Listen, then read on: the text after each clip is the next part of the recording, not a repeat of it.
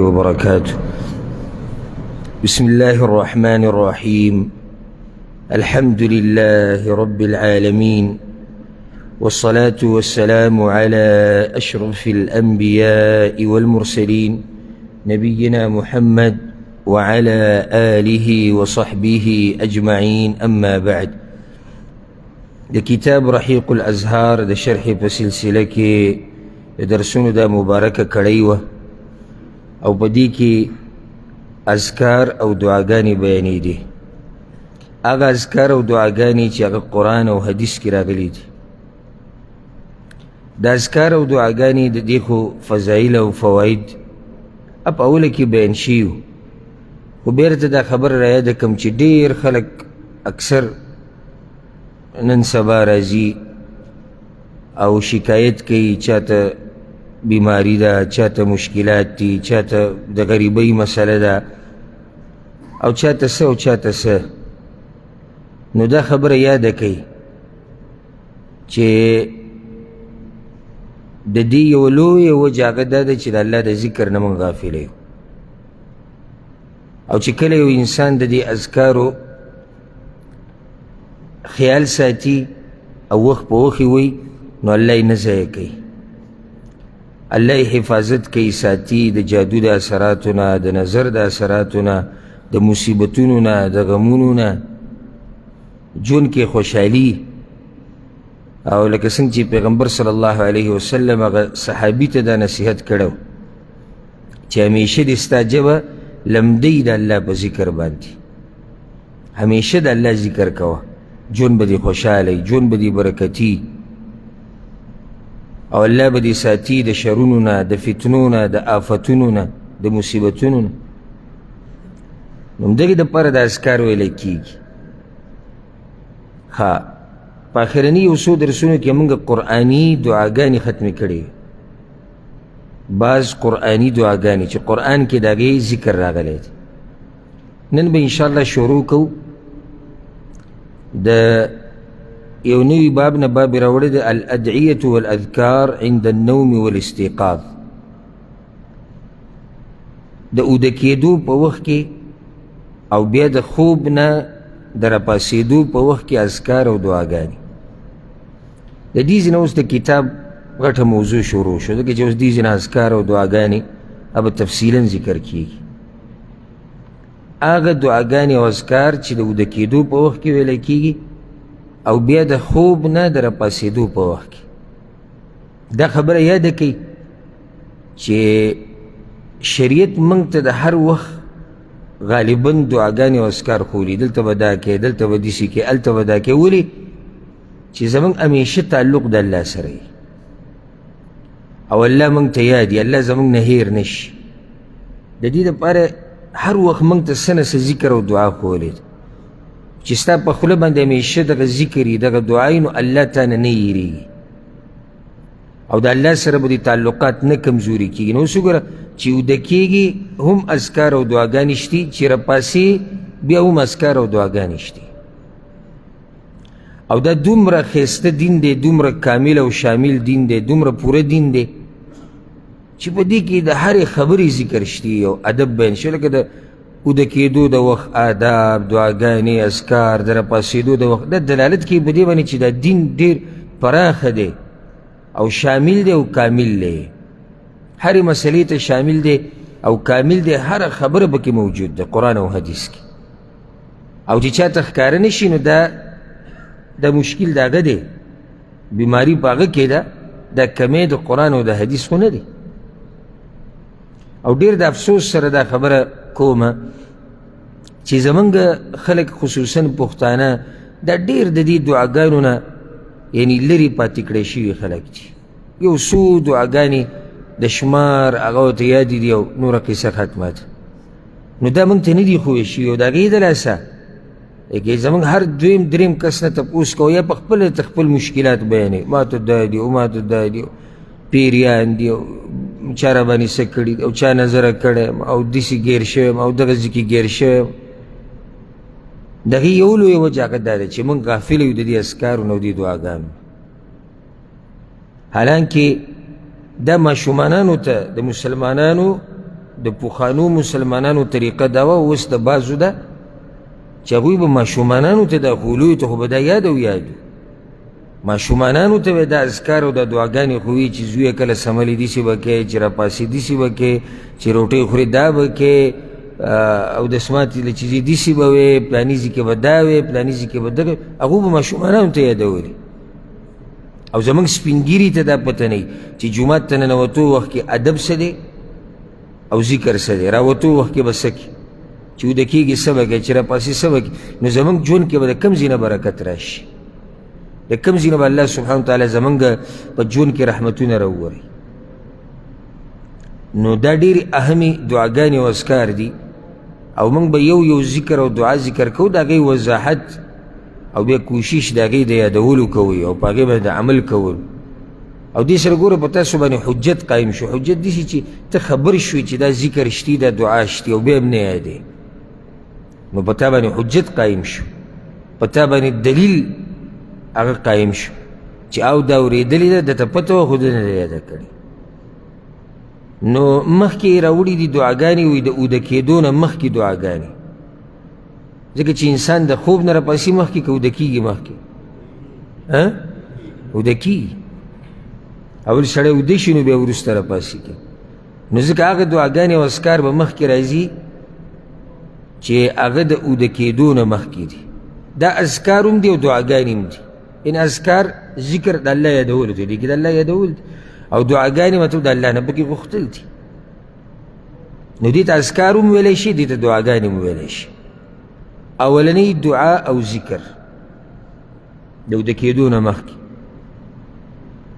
عن حذیفة رضی الله عنه، دا روایت ته حذیفه رضی الله عنه دی، په صحیح بخاري کې دی او په نورو کتابونو کې هم شته.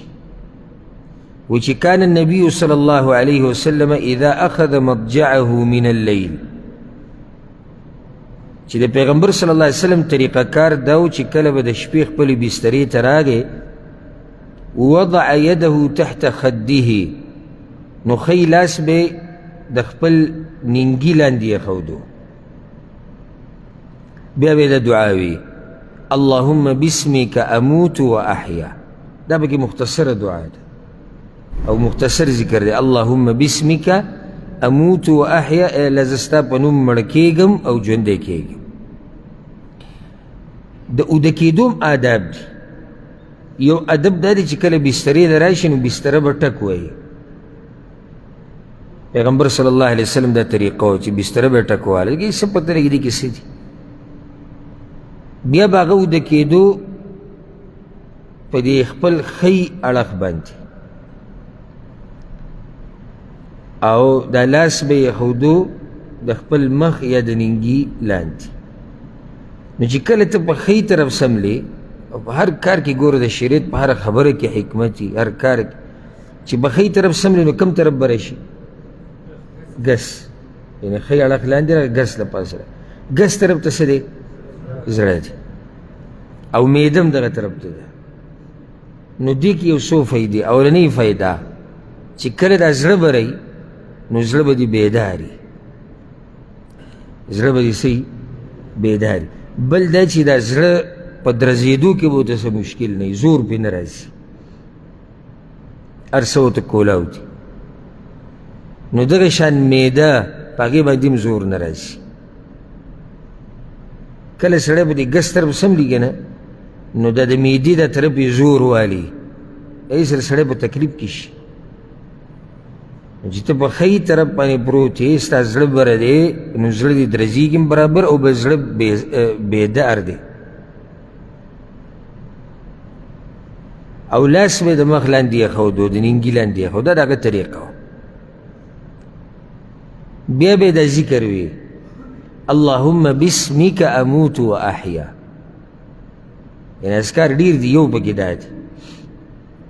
او دا څومره اذکار چې تاسو ته ویلی کېږي که نه، دې مطلب دا نه چې ټول به په یو ځای را جمع کوې. بعض هغه دي چې را جمع کوې به، زه به تاسو ته بیا ویم چې دا ټول ویلی کېږي. بعض هغه دي چې یو دې ووایي نو هغه څه دی؟ پوره دی او کافي دی. د دې کې ته کوم ذکر هم وایې صحیح دی. نو یا الله ستا په نوم مړه کېږم، ګوره خوب مرګ دی، او الله قرآن کې دا خبره ذکر کړې چې الله کا ذات ته چې د شپې تاسو وجني دا خوب دې ته وړوکی مرګ ویلی کېږي او یا د مرګ رور ورته ویلی کېږي انسان مړي بس هېڅ نه نه خبر او دا د الله قدرت دی سبحان الله چې دا انسان چې اوده شي دی د هېڅ نه نه خبر په ده بین نه لګي دته څه نه ښکاري خو دی اوري یعنې دا اوس د الله قدرت دی چې په دې دومره اندامونو کې دی یې وله بیدار ساتلی دی چې دی اوري نو راپاسي اواز ورته څوک وکړي نو دا مرګ دی و احیا او د الله په نوم به راپاسم اوس دا سړی دا ذکر یې ویو مړ شو د چا په نوم مړ شو د الله په نوم څومره لویه فایده ده معمولي ذکر دی دومره ټیم پې تا نه نه لګي اللهم بسمک اموت واحیا او حدیثونه را روان هم دي نور او یو ادب دا دی چې اودس چاردام دې کړی اوده کېږي دا پیغمبر صلی الله علیه وسلم طریقه مو او دی ښوولې ده چې اودس کوئ اودس چاردامه بیا اوده کېږي ولې ځکه چې ته کله اودس چاردام وکړې او سوچ کوو دې ته اودس چاردام دې وکړو او دا ذکر دې یا د نور اذکار دې کوم چې را روان دي او ته مړ شوې د الله په نوم مړ شو د اودس په حالاتو کې مړ شو او آخري کار دی د دنیا نه هغه دا و چې تا الله یاد کړی او څوک چې په څه باندې مړ شي په هغې به راپاسي او ته مړ په څه شوې د الله په ذکر دا معمولي مه ګڼئ خو چې په فیسبوک باندې وده شي او په واټساپ او په فحاشو باندې وده شي ده به څه حالي او ځکه دا ګوره د ډېر یرې مقام دی چې کله ته سر ږدي به بالغ باندې دا سوچ وکړه چې یا خو به دلته دا خلک راپاسي او یا به ملکین هغه دوه ملائک چې منکر او نکیر ورته ویلی کېږي هغه به دې سوال او جواب ته راپاسي او دا اوس هېڅ پته نشته چې آیا د انډیوال به راته اواز کوي د موبایل په ټلۍ به راپاسي که خپلوان به دې راپاسي که ښځه او بچي او که نه قبر کې سوالات او جوابات ته به راپاسي چې سړي اخره خاتمه خو په ایمان وشي او د الله په یاد وشي او په عبادت باندې وشي دا یو اوچت یو شرف دی یو عزت دی چې هر چا ته نه نصیب کېږي دویمه دعا او ذکر او الحمدلله دا خبره یاده کړئ ګورئ دا زموږ په دې کتاب کې چې دا څومره اذکار او دعاګانې ما د الله په توفیق سره راجمع کړي دا قیل او قال والا نه دي چې بزرګانو تجربه کړې ده او بزرګانو به دا وي او بزرګانو به داسې دې سره ټوس دلیل یي اخوا پکې بله خبره نه وي چې وایي دا کار پیغمبر کړی دا کار صحابي کړی سندی موجودی کتاب حواله موجوده ده حواله کې د حدیث نمبر موجود دی د کتاب جلد نمبر موجود دی الحمدلله موږ سره ډېره اذکار او دعاګانې شتي موږ نورو ته ضرورت نه لرو منګړت اذکارو ته څه ضرورت دی صحیح موږ سره شتي نه خو دا خو دغه صاحبانو ته کاروبار جوړ کړی دی ابل استا ما ته دغه راولېږو ده راته ابله یو پوسټر راولېږو چې ته نیټ کې چا خور کړی او د هغه پیر صاحب تا ته یاد دی پیر نو ندیم رضوي او له پاسې پې لیکلي دي او هر څه په موږ اردو کې هر څه په موږ پرېږده او ته بېغمه شه هر څه په موږ پرېږده او ته بېغمه شه نو اوس دا خلک هم هغه شارټ کټ په رضوي صاحب ومن علی شاکلتي یو څوک چې د هغه په لار دي په دوی پسې به روان دي ځکه چې هغوی فارغه کړو د هر څه نه په موږ هر څه پرېږده او ته څه شه بېغمه شه خو موږ خو دې بېغمه کوو نه موږ خو ورته وایو دا به وایې دا به کې داسې به کې نو هغه بیا لاندې 3 ریټه ورکړي دي د قرآن د ختم وي که څوک ځان له قرآن ختم یعنې قرآن ختم ګوره هغه ځان له کېښودو د ټیکه به څوک کوي رضوي صاحب وله ختموي نو د 10 سپارو 1500 روپۍ د 20 سپارو 1000 روپۍ او د پوره قرآن ختم که به موږ باندې کوئ نو بیا 1500 روپۍ تعجب په دې دی تعجب په دې کسانو باندې ډېر نه دی دا چې لګیا دي د جاهله تعجب په دې عوامو دی چې دغه خلک یې خوښ دي، دا مولیان، دا کوډګر او دا پیرۍ مریدۍ والا او دا تعویزونو والا، په دوی پسې به ورماتي. دا جي بزرګان دي. نو الحمدلله موږ سره ښه مسند صحیح اذکار شتي. نو چې صحیح شتي نو بیا کمزورو ته ضرورت نشتی. دویمه دعا و ذکر عن البراء بن عازب رضی الله عنه. براء بن عازب روایت ته ان النبي صلی الله علیه وسلم اوصى رجلا، پیغمبر صلی الله علیه وسلم یو سړي ته دا نصیحت کو، وصیت کو، یو صحابي ته دا خبره کوله. نو براء رضی الله عنه موریده وتوی اذا اردت مضجعک، کله چې ته خپلې بسترې ته د راتلو اراده وکړې نو بیا دا ذکر وایه، دا دعا وایه. دا اوس بله دعا ده. اللهم اسلمت نفسي الیک، ای الله ما خپل ځان تا ته حواله کړی دی. وفوضت امری الیک، او ما خپله معامله تا ته سپارلې ده. ووجهت وجهي الیک، او ما خپل ځان تا ته متوجه کړی دی. والجأت ظهري الیک، او ما په تا باندې اعتماد کړی دی.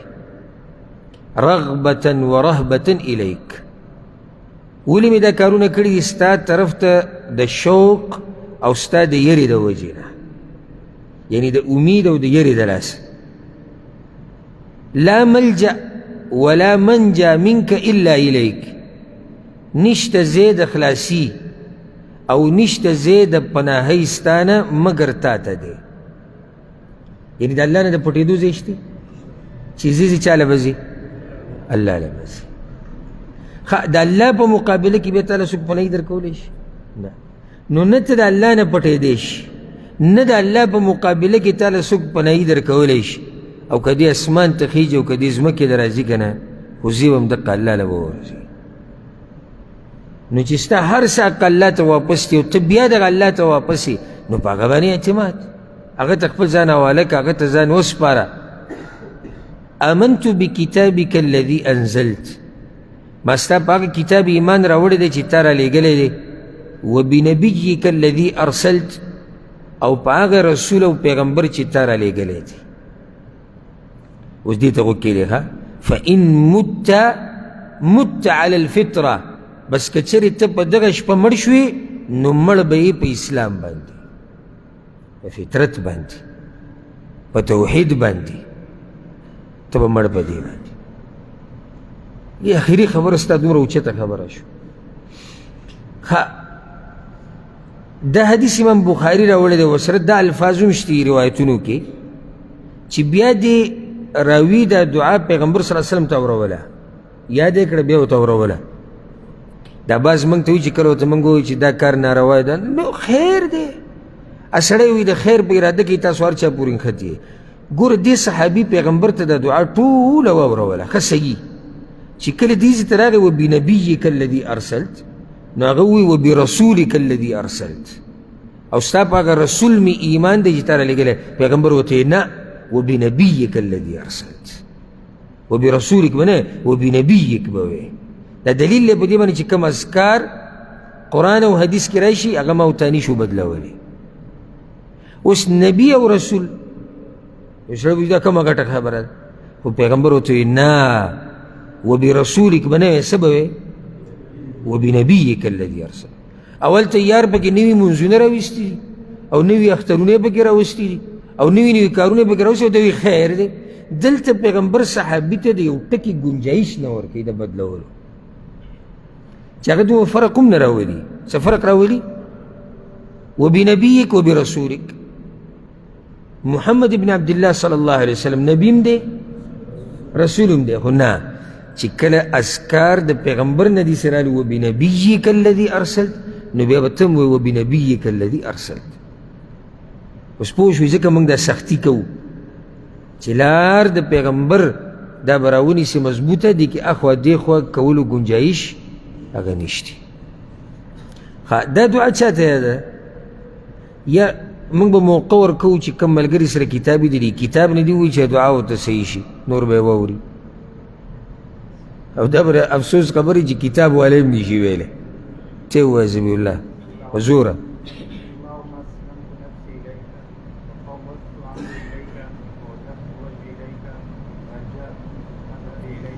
وألجأت ظهري إليك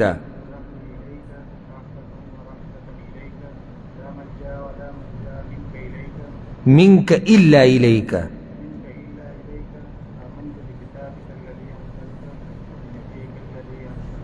فإن مت على الفطرة پیغمبر وی که دا دی او مړ شو په اسلام مړ شو دا تاسو غواړئ که نه غواړئ به دا دعا به یاده کړئ اللهم أسلمت نفسي إليك وفوضت أمري إليك ووجهت وجهي إليك وألجأت ظهري إليك رغبة ورهبة إليك لا ملجأ ولا منجى منك إلا إليك آمنت بكتابك الذي أنزلت وبنبيك الذي أرسلت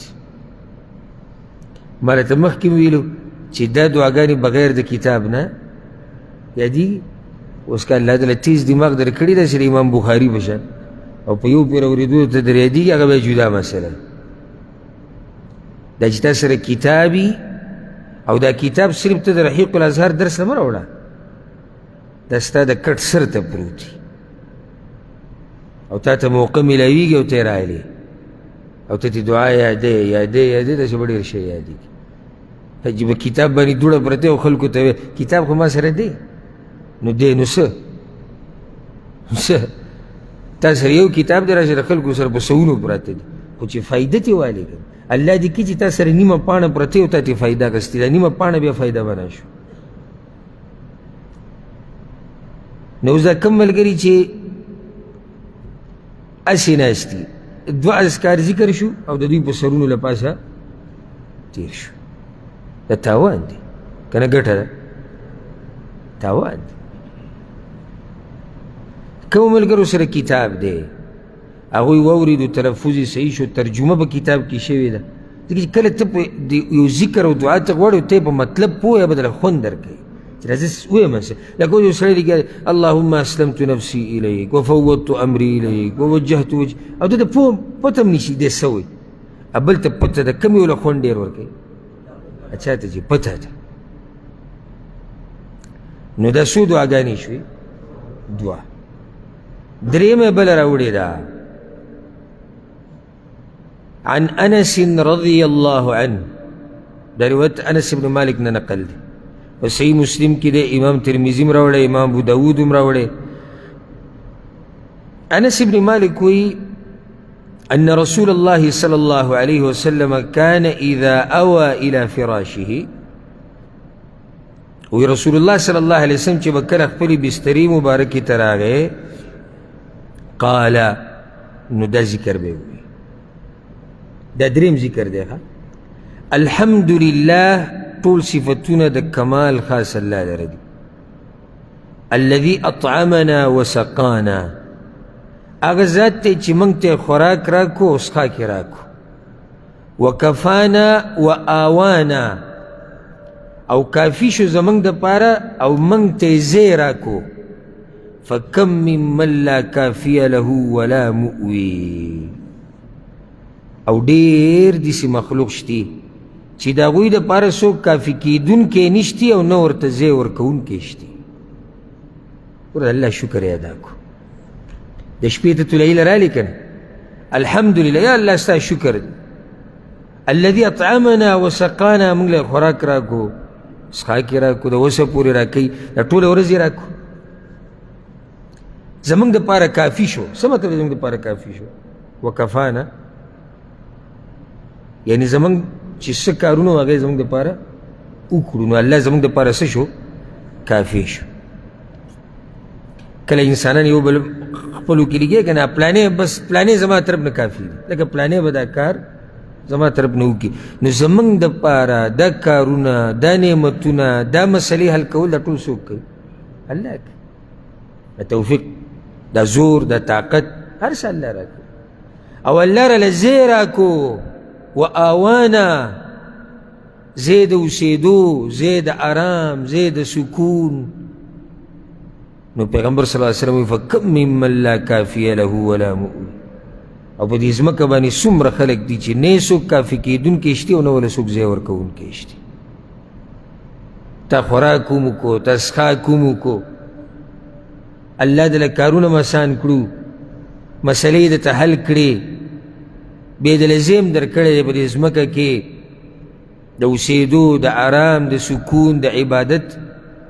دا څومره اوچت نعمت دی چې ډېرو خلکو سره نشته. ډېرو خلکو سره د اوده کېدو ځای نشته، ډېرو خلکو سره د آرام او د سکون ځای نشته. باران ته پراته یي، یخ ته پراته یي، نور ته پراته یي، سیلۍ ته پراته یي. ته په امن او امان په خپله تولۍ کې او بستره کې سملې، خوراک دې دغه ورځې کړی دی، څښاک دې دغه ورځې کړی دی. نو پکار نه دی چې په دې د الله شکر وباسي. سبحان الله. ګوره یعنې چې ته مړ شوې، دا دې ویلو ته مړ شوې، یعنې دنیا نه چې تلې ته د الله شکر ادا کړی. دنیا نه چې تلې ته د الله شکر ادا کړی چې الله ستا شکر دې ډېر څه دې مال را کړي او ته بیا دنیا نه لاړې. نو دا دریم ذکر او دعا شو. څلورمه عن البراء رضی الله عنه. دا د براء رضی الله عنه روایت دی.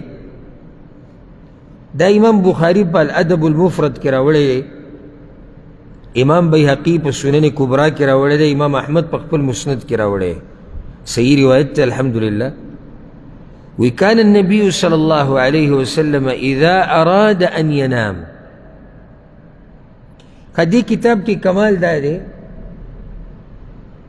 چې دا دعا، دا ذکر او دا غي ترجمه په سور رنگ باندې ده. اینه یې که نه اینه؟ نو داسې نه چې څوک یادوي دا متن د حدیث باقي او که څوک پوره حدیث دی جدا مسله ده. خو دا تور رنګ کې چې څه لیکلی شوي دي دا د راوي نوم دی، د راوي خبره ده، د پیغمبر صلی الله علیه وسلم یوه خبره د ذکر نه علاوه ده. خو چې کله هغه مین ذکر او دعا راشي بنیادي چې کوم دپاره حدیث راوړی دی، نو هلته بیا هغه لیکل به تاسو ته په سور رنګ کې ښکاري او لاندې بیا په ترجمه کې د دغه ځي ترجمه هغه په سور رنګ باندې ده. وی کان النبي صلی الله علیه وسلم اذا اراد ان ینام. کله چې به نبي صلی الله علیه وسلم اراده وکړه چې ویده شي، وضع یده تحت خده الایمن. نو خپل لاس به د خپل خی مخ لاندې کېښودو، د خی ننګي لاندې به یې کېښودو. ویقول او دا به ووایي اللهم قني عذابک یوم تبعث عبادک. ای الله بچ کا ما د خپل عذاب نه په کومه ورځ به چې ته خپل بندګان د قبرونو نه راپاسې. نو مناسبت څه دی د دې دعا د دې ټیم سره؟ وی الله ما بچ که د خپل عذاب نه په کومه ورځ چې به ته خلک بیا راپاسې. که وده شي نو مړ شي نو بیا به الله ته ودرېږي او دا خوب هم مرګ دی که نه. نو یا الله ما د خپل عذاب نه بچ که. او یو سړی مړ شو نو آخري څه د الله نه دا وغوښتو یا الله ما د عذاب نه بچ که. دا څومره قیمتي دعا ده، والله دې دله قبوله کړي. اللهم قیني عذابک یوم تبعث عبادک. ګرانه ده. پنځمه دعا او ذکر عن ابي هريره رضي الله عنه. دا روایت ابو هريره رضي الله عنه او دا روایت امام بخاری راوړی. قال رسول الله صلى الله عليه وسلم. رسول الله صلى الله عليه وسلم دا خبره کړې اذا اوى احدكم الى فراشه. کله چې یو تن په تاسو کې خپلې بسترې ته راغی. بسترې ته څه دپاره راغی؟ خوب دپاره. فلينفض فراشه بداخلة ازاره. بس پکار دی چې دی وسنډي خپله بستره د خپل صادر په یو طرف باندې. هغه وخت کې به خلکو په اوږو باندې صادرونو او لنګ به یې اچولی نو چا لنګ اچولی یا صادر اچولی د هغې په یو طرف باندې دی کټ یا تلایي هغه سنډلی شي او لازم نه دی چې دا صادر و په تا پروت وي معنی څه ده مقصدي کار څه دی وسنډه دا تلایي صفایي که که ته صادر دی په اوږه پروت دی او که هغه لنګ دی او که هغه ته بل صادر راغلی او که بل څه شی راغلی ولې فإنه لا يدري ما خلفه عليه ځکه چې هغه ته پته نه لګي چې د هغه نه وروستو څه پراته وو په دې باندې او څه وو دلته ځکه چې کله ته پاسې د خپلې تولۍ نه لاړې او بیا ولرایې تا ته څه پته وي تولۍ کې څه دي دلته څه وو څه نه وو او څه پکې پراته دي نو چې تا ته څه نقصان میلاو نه شي ناول کار به وي دا وکړې ثم يقول بیا به دا ووایي اوس دې ځینه پنځمه دعا ده پنځم ذکر بسمك ربي وضعت جنبي ستا په نوم مې کېښودو اړخ خپل ای ربا ستا په نوم مې کېښودو اړخ خپل ای زما ربا یعنې خپل بدن مې کېښودو وبک ارفعه او ستا په نوم به یې راوچتوما چې الله طاقت نه یې درکړی دا بدن به راوچت کړي الله اکبر چې مړ شي بیا خبره ختمه شوه ژوندي موږ لیدلي دي چې الله نه غواړي نو بدن نشي راوچتولی ژوندي په کلونو کلونو په هسپتال کې پراته او د دنیا هر قسم ډاکټر یې چیک کړی او دوایي چیک کړي خو دغه بدن کې طاقت نه راځي چې راپاسي چې الله پکې طاقت نه یې اچولی نو څوک به راپاسي ډېره ښایسته دعا او ذکر دی ان امسکت نفسي فرحمها کچرې زما روح تا زما نه واغسته نو رحم پې وکړه کچرې تا زما نه زما روح واغسته فرحمها نو څه پې وکړه رحم پې وکړه وان ارسلتها او کچرې را پرېږدې ښوده دا سا را پرېږدې ښوده څه مطلب یعنی بیا دې راپاسولم فاحفظها بما تحفظ به عبادك الصالحین نو حفاظت یې وکړه په هغه څه چې ته پې د خپلو نیکانو بندګانو حفاظت کې څنګه چې ته د خپلو نیکانو بندګانو حفاظت کې دغه شان بیا زما د دې بدن او د دې سا او د دې روح هم وکړه ها عثمانه وی وایه په زوره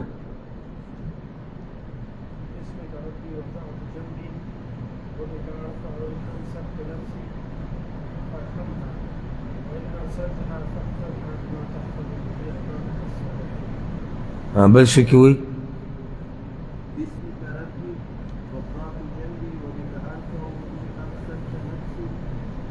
فرحمها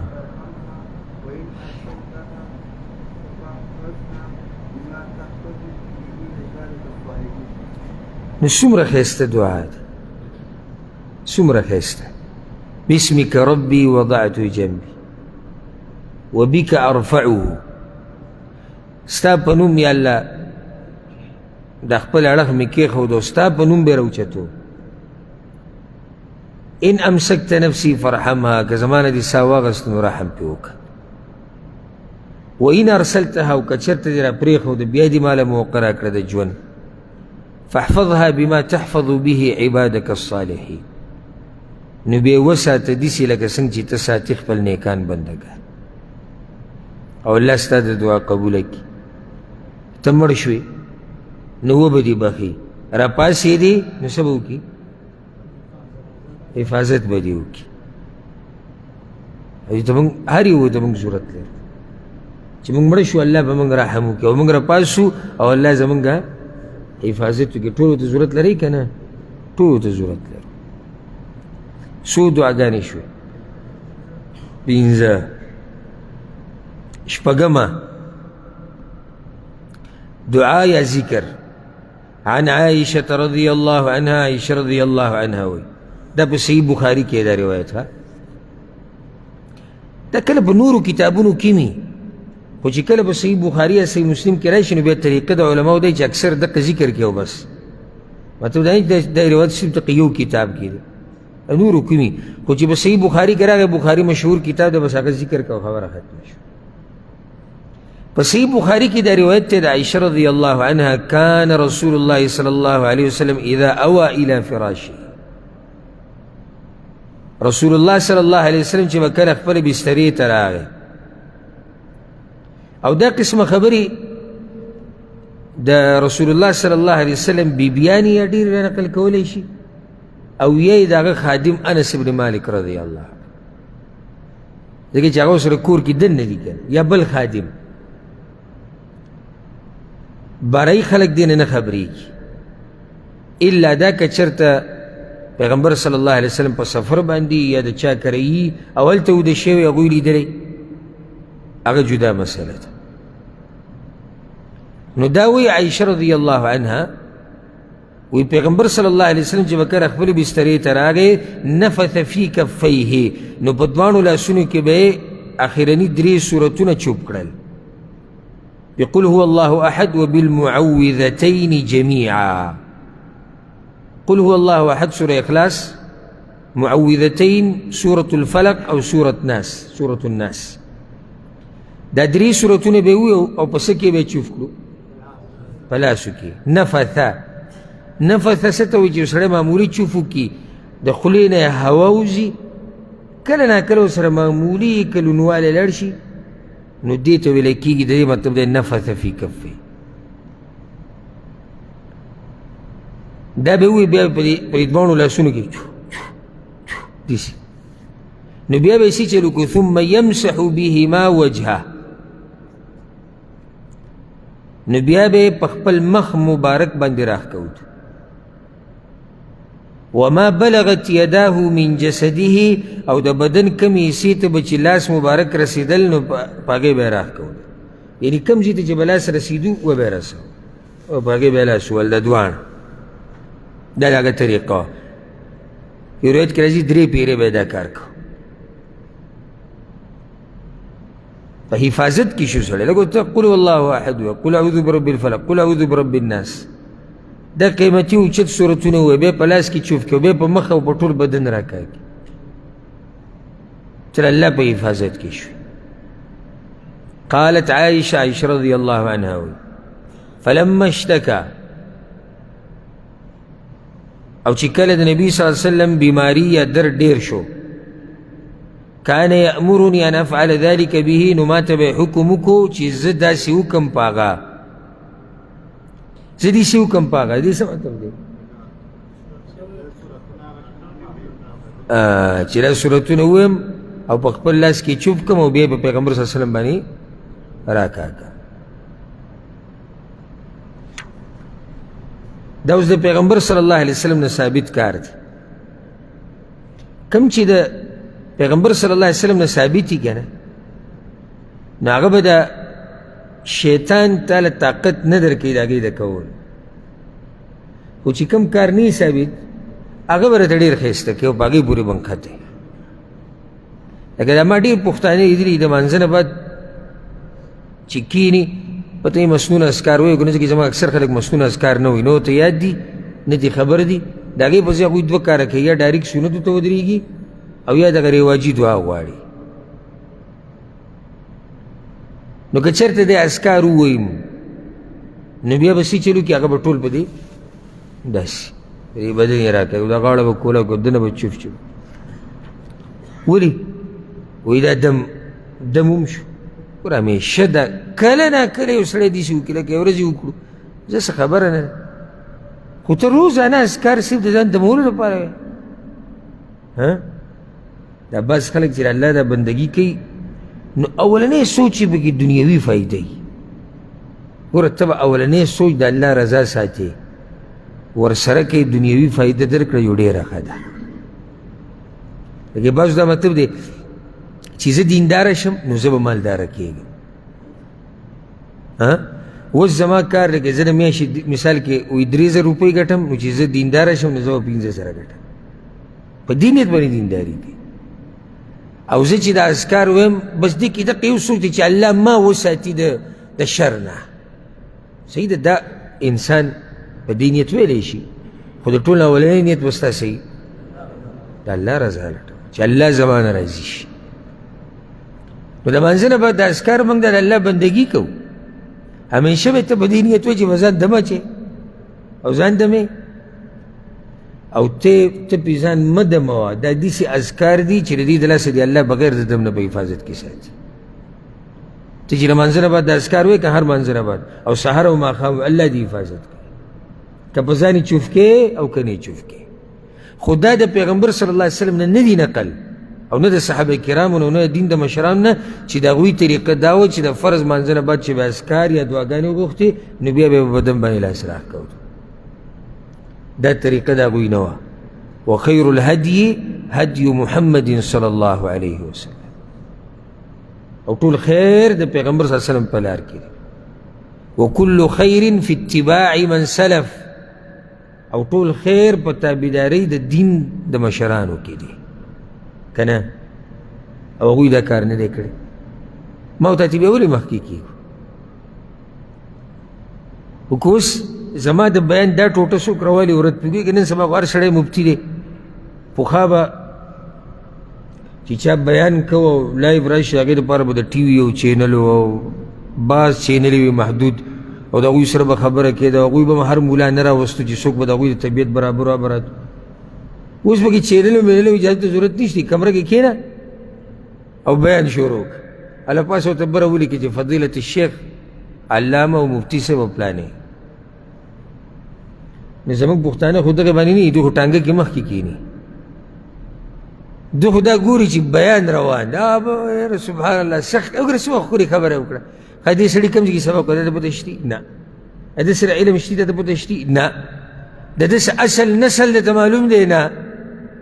دې څه بیاني ته د پته شتي؟ نه. مخکې چې د ده بیان اورېدلی؟ نه. نو چې د یو سړي ته خبر دومره هم نه وي چې ده سره علم شتي و که نه ته پورې ونښتی. اوس زما دا ټوټه چا راواخېسته د بیان چې دا طریقه صحیح نه ده. دا په دې بدن باندې لاس راښکوده د فرض مانځه د اذکارو نه بعد همیشواله په دې کولو صحیح نه. اوله وګوره دا څنګه؟ او یو سړی که په ځان لاس راکاږي او الله ورته فایده ورسوي نو ای مولانا صاحب ته ولې په هغه باندې ردونه کوې؟ نو د عوامو وګوره خبره د ده صحیح ده که نه ده؟ وایي که چېرته چا ته خیر ورسي نو ته یې ولې منع کوې؟ او دی خبر په دې نه دی چې خیر په بدعت کې نه وي، خیر د پیغمبر په تابعدارۍ کې. او داسې چې د یو نر زوی ورته مخامخ ناستي هغه ورته ووایي چې په ګډوډو خو ته په سر یې. اخو ته ته هغه لار ښایي چې هغه د رسول لار ده او خیر ټول د پیغمبر په لار کې او صحابه کرامو په لار کې. پوه شوي په دې مسله وکړه؟ ښه لکه اوس ما دا ووایي چې دا طریقه نشته په شریعت کې چې دا ختمونه چې زموږ په دې ملکونو کې کېږي سپارې په خلکو تقسیم شي او مولیان او قاریان یې راجمع کړي. ته به ورته ووایي چې ګوره دا د پیغمبر نه نه حساب، دا صحابه کرامو نه حساب، دا د څلورو امامانو نه هم نه دي حساب. دی به څه وایي؟ داسې د عوامو دغه زړه سره دغه زړه ول راوچتوي. ویې چې یو کور کې 15 کسان راجمع شي او قرآن ووایي دا د دې نه ښه نه ده چې دلته سندرې لګېدلي. خبره کوم ځای ته بوتله ګوره. یو کور کې 15 کسان راجمع شي په شریکه قرآن ختم کړي دا د دې نه ښه نه ده چې کور کې سندرې لګېدلي. دا اوس ګوره خبره کوم ځای ته مې وړه. هغه اورېدونکي څومره ښکلې خبره وکړه چې یو کور کې 15 کسان دا چې قرآن ختموي. ما تا ته دا نه دي ویلي چې ته قرآن مه ختمه او ته سندرې واوره. دا خبره خو چا کړې نه ده. خو تا ته موږ دا وایو چې د بل د طرف نه داسې قرآن ختمول دا په شریعت کې نشتي. شتي قرآن ختمول راواله ځان له وایه که نه. موږ دا نه وایو چې ځان له قرآن وایه. چېرته موږ ویلي که نه ویلي؟ په مکه یې وایو ځان له وایه که نه. خو چې ته قاریانو له ټیکه ورکړي لکه څنګه چې هغه سیب په پوسټر کې ورکړي دي چې هر څه په منګه او ته بېغمه. دا په شریعت کې نشته. دا شارټ کټ لارې دي او زموږ د خلکو دغه لارې خوښي. لکه به پوره قرآن به وایي او ختموي به مولوي صاحب ته جیب کې 2000 روپۍ کېږي او هله کار ټول ختم کړي. نو بیا بعض قاریانو د دې ټیکې اخیستې ټیکهداران دي. موږ ته که صحیح ثقه کسانو بلکې بعضو قاریانو چې پخوا دا کار یې کوو هغوی راته ویلي چې زموږ ټیکهداري به وه. نو د علاقې یو مشر ملا دی او قاري دی د هغه سره کشران دي. خبره د مشر سره کېږي مثال کې 15,000 روپۍ باندې ختم به کوي. نو دې 15,000 کې 3,000 د جیب ته لاړې 2000 په دغه کشرانو قاریانو باندې تقسیم شو. نو دا ماته یو ملګري په خپله خبره کړې وه چې موږ ته به مدرسه کې چې زموږ کوم مشر استاد و موږ یې واړه وو، موږ به یې ختمو له ولېږلو نو داسې به راته ووي وایي د ځان نه راپسې د مخلص بچي جوړ نه کړي، ټول به نه وایو خاصې کار ختموي او راځي. ښه نو هغه بل یار خو بهر ګرځي سپینو جامو کې، عجیبه زموږ په والد صاحب پسې ختم روان دی او زموږ په والده پسې، او دی خبر هم دی چې را ختم د څه دی او څه نه دی او څه وی او که نه و، خو چې دی راښکاره شي هغه زر ان الذین قالوا ربنا الله دې سره خبر هم نه دوی څه په 50,000 روپو کې کار وشو. دا حقایق دي. خو زه تا ته دا وایم چې نه، ته به یې په خپله وې، ستا بچي به قرآن وی، ستا ښځه به یې وی، ستا مور پلار به یې وی. او مړه وي ستا هم څه کار نه شي، تا قصه دومره اوږده کړه چې په خپله به یې وی. موږ سره دا ټیم کوم ځای په خپله، موږ په خپله به دنیا کې مصروف. هسې خبره مې کوله چې دا مولیان به چې به غلطه دوی به روغه خبره راولي او سمه به یې داسې تاو کي چې د عوامو هغه ذهن به ټول ګډوډ کړي. لکه وګوره وایي 15 کسان تلاوت کوي، دا د سندرو نښه نه ده. نو خبره روانه څه ده او ته لاړې چېرته. بیا هغه عوام هم هغه دي چې ځان یې ړوند کون کړی د سم بکم عمیون، چې مولوي صاحب شوی د دوی په ایمان دی. یو پکې دا نه راپاسې ورته وایي چې مولوي صاحب مسله خو هغه داسې نه ده بیان کړې څنګه چې ته وایې. هغه وایي چې په دې طریقه دلیل نشتی، نو کو دلیل پې ته بې موږ ته وښایه. اخو دا وایي چې قرآن په خپله ووایي که نه. د دې جواب دا نه دی، دی جواب نو دوی به دا خبره راوالي او تاو را تاو به یې کړي. اوس مخکې ورځو کې هفته دوه مخکې یو صیب په ما باندې بیان کړه او دا ډېر دی لګي دا بیانونه کوي څوک یو څه چې معمولي زړه وشي چې یاره داسې را خلک زما باره کې لکه خبره وکړي ژر به موږ باندې ردونه شروع کړي او خلک یې بیا په دومره خال پازو یاد کړي خو دې خلکو له حیا نه ورسي. وایي زما په یو مسله باندې رد کوي، نو پای کې ما دا ویلي دي چې دا پلانې قول د پلانې عالم دا کمزوری دی. نو اوس دې څه کوي؟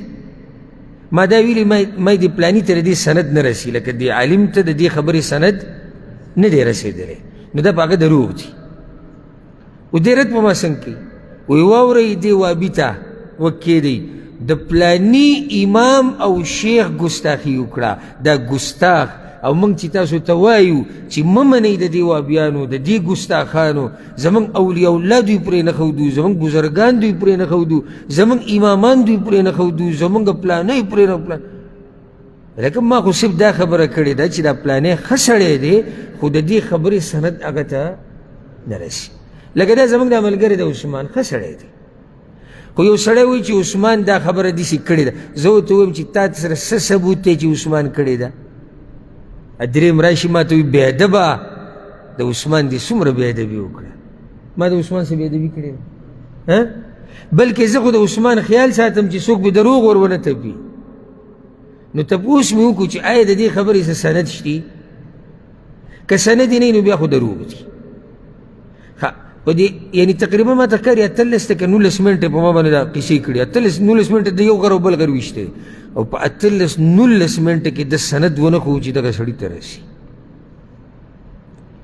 او بیا هم دغه د مقلدینو په تله کې زه پړ او هغه وړه. نو کله چې هم د چا بیان اورئ که نه نو د زړه په غوږونو یې اورئ چې دا دی وایي څه، ایا دا خبره مناسب ده، دا رد صحیح دی که نه دی صحیح. ځان داسې ړانده او کاڼه ځان نه مه جوړوئ چې څه دې مخې له راشي هغه شرکۍ او چې څه مخې له راشي هغه بیانوي. او دا خو آخره زمانه ده. پیغمبر صلی الله علیه وسلم حدیث کې موږ د قیامت علامات ذکر کول که نه چې بیانولو والا به څه شي؟ ډېر به شي. یاد دی ته که نه؟ بیانولو والا به څه شي؟ ډېر به شي. څه مطلب دی بیانولو والا به ډېر شي؟ هر سړی به بیانوي، عمل والا به نه، علم والا به نه. خو دا هغه زمانه ده بیان ته چې څوک وروختو که ډم شروع وکړه کله پکې دا بس سیاستدانان د جمعې خطبه شروع کړي او بیان او خلک ورته سبحان الله وایي. که کرکټي ممبر ته وختو، که اجرا ممبر ته وختو، که جاهل ور وختو، که ماشوم ور وختو. او موږ داسې عجیبه قوم یو چې په دې ممبر هر څوک وینو په هغه باندې زموږ ډېر اعتماد دی. ولې بې اعتماد دی؟ علم کمی دی. بارک الله فیک. بل موږ دا قاعده په ذهن کې اچولې ده چې په منبر چې څوک هم ناستي دا به صحیح دی به پوه وي، او چې په محراب کې څوک هم ولاړي نو دی به صحیح دی به عالم وي. لکه هر سورګیری شاګول دی چې ګیره سره ده دا شاګول ورځب او چې بیا پټکې په سر کړی او چې بیا آخري لنډي صورتونه ورته یادي. تاسو زموږ قصه څه پیرې کړو ډېره خوږه قصه ده، زه اکثر ملګرو ته کومه. زمونږ والد صاحب الله دې په هغه باندې خاص رحم وکړي، هغه او زه موږ یو ځای ناست وو، نو یو کس د بل کس صفت شروع کړو. وی پلانې تاسو هغه پلانې یادوئ؟ لکه موږ دا وایو چې د پلانې دا کار غلط دی. وی پلانې موږ وایو پلانې. وی دله چې الله کوم علم ورکړی دی توبه الله. ها سړی غریب خو په الف با باندې نه دی پوه، ده وایي چې دله الله کوم علم ورکړی دی. نو زموږ والد صاحب ورته وایي دیني که دنیوي وي دواړه دواړه. ښه نو دیني له وایي راشه، دیني د سره څه علم دی؟ یاره وی نور خبر نه یم، خو یو ورځ موږ عمرې له تلو یو ځای، اوس ګوره ها په بس کې، او ده چې دا کوم لنډي صورتونه ما ته ورولي دي نو زه ورته د ده علم ته زه حیران شوی. لنډي صورتونه خو زموږ ماشومانانو ته هم یاد دي، بیا خو دا به ګټ علما دي. د کور ورونو کې چې زموږ دا ښځې خویندې ټول داسې دوی ته هم دا لنډي صورتونه یاد دي، خو دا ټول په مولیانو کې راځي. ګپ یې جوړ کړی د دین نه، ده سره چې کوم علم دی که نه، یعنې د مخ هغه دغه یې ورسره سم بدل کړو، داسې یو تعجب دغه یې وکړو چې دا ته به یې چې سم چې د سعودي عرب هغه مفتي اعظم دی. موږ کې دا غلطي ده چې تحقیق د چا نه او تحقیق ته ګستاخي وایي. ګورئ دا اوس بله مسله ده. لکه ته چاته ووایې چې ستاسو دا مولوي صاحب چې ته لږ معلومات خو وکړه چې د سره علم شته، ښه زه به اوس معلومات کوم. نه داسې ګستاخي خو نه ده. زه تاسو ته خپل ځان په باره کې وایم، خپل ځان باره کې زما باره کې معلومات وکړئ، ښه معلومات چې څومره یې کولی شي ویې کړي. وایي دی د کوم ځای نه فارغه دی، د ده استادان څوک دي، د ته قرآن یاد دی که نه دی، د ته حدیثونه یاد دي که نه دي، د ده استادان شتي که نشتي، د سبقونه ویلي دي که نه دي. دا ټول ریکارډ زما دې سره وباسئ چې کلمې ترې راوباسئ، زه پرې نه خفه کېږم. او ولې به زه خفه شم؟ خو خفه کېږي او بې څوک چې څه ورسره نه وي. زمونږ ورور الله دې وبخښي کوم چې وفات شوی، هغه مدرسه کې سبق وي قرآن یادو، هسې ریکارډ د دې څه خلکو به سره وباسي، نو هغې دغه کالر والا کپړې وړې وي، کالر رمات نه نو بیا چې دا قاري صاحب ورته ویلي که سبا دې راوړو دا درجه قینچي کو. هغه ما ته دا خبره وکړه، ما ورته ویل ما ته داسې کار وکړه قاري صاحب ته ووایه چې په دې دلیل سره چې دا حرام دي، یو شی حرامول حلالول دا خو د الله کار دی، بې دلیله ته څنګه وایي چې دا کالر حرام دی؟ یو هغه پسې سبا چې تللی دی، یو هغه ورته ویلي چې دا قرآن کې راغلي چې دا حرام دی. وما قتلوه وما صلبوه. وی سوره مائده کې داري الله وی چې یهودو عیسی علیه السلام نه وژلې دی او نه پانسي کړی، او هغه له چې پانسي ورکوله کالر یې ایښی. ښه اره هغه ما ته ویل هغه پسه خو ماشوم نه پوهېد په وخت کې، ما ته ویل قاري صاحب خو دا دلیل وی. نو ما قاري صاحب ته وایي چې دا خبره کوم ځای کې راغلې ده؟ وما قتلوا وما صلبوا په تفسیر کې دا خبره کوم ځای کې ده؟ ابو سبا له بیا لاړ، نو قاري صاحب اخر تنګ شو چې د دې څه وړه راوړه کوي که نه. بیا چې راغی کور ته خاندلې ماسپښین مې ویل یاره وایه سړی نور غوسه شو، ما څنګه وایي ما ته وایي چې بمه شي نور به دا قصې نه کوې موږ به راته دا هر څه واضحه کړی وی خو علم رانه هېر شوی دی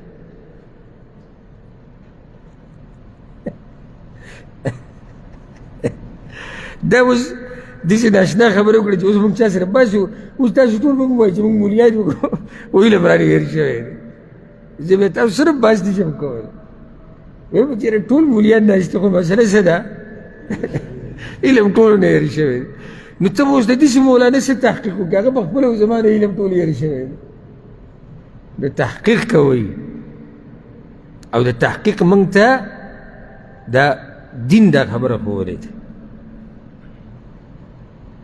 او ځکه سلفو به دا خبره کوله وی د دین په باره کې به دا نصیحت کوو فانظرو وګورئ تاسو دا دین د چا نالی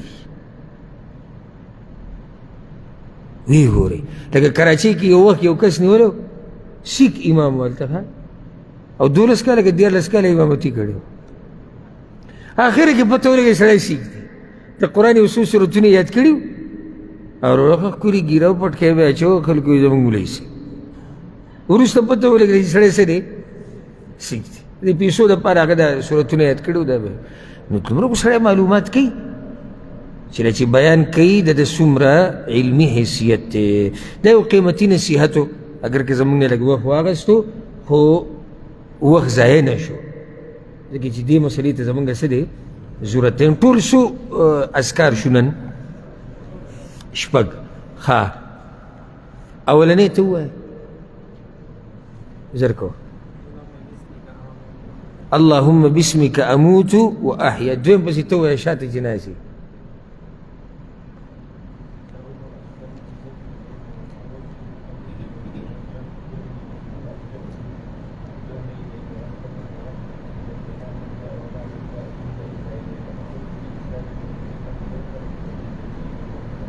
اجاز صاحب درېیمه درېیمه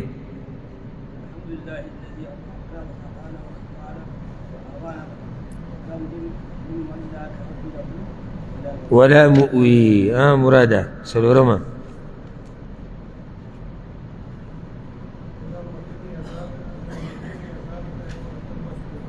بارك الله فيك بل څوک دی ته ووایه هارون صاحب پنځمه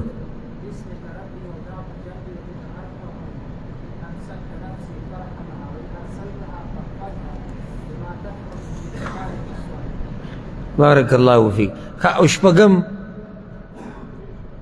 دغه درې صورتونه درې صورتونه به ووایسي چې به وکړي په لاسونو کې به یې چوف کړي بیا به په مخ راکاږي بیا په مخ به یې راکاږي او د بدن کم ځای ته چې لاسونه رسي هغه ځای به یې راکاږي پوه شوئ که نه انشاءالله روان درس کې به د ومي دعاء او ذکر نه شروع کوو الله دې موږ پوه کړي په قرآن او په حدیث باندې هذا والله اعلم وصلى الله وسلم على نبينا محمد وعلى آله وصحبه أجمعين